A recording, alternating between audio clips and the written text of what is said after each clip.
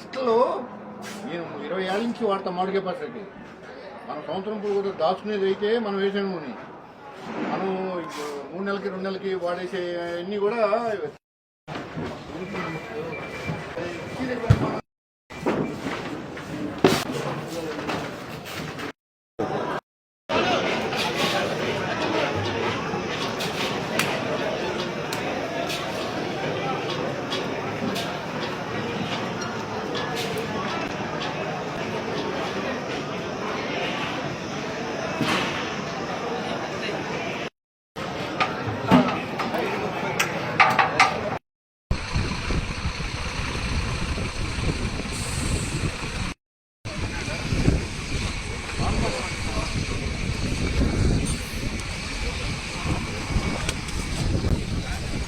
మహానాడు సందర్భంగా ఏర్పాట్లన్నీ కూడా బాగా స్పీడ్గా జరుగుతూ ఉన్నాయి. ఈ 3 రోజుల మీద పార్టీ ప్రతినిధులు సుమారుగా 2 లక్షల మందికి ఇక్కడ భోజనం ఏర్పాట్లు చేయడం జరుగుతుంది.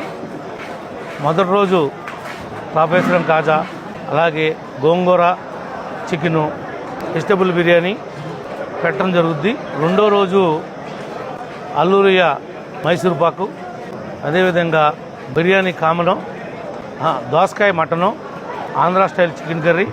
మూడో రోజు కూడా సేమ్ బగారా రైస్ పెట్టి చికెన్ కర్రీ.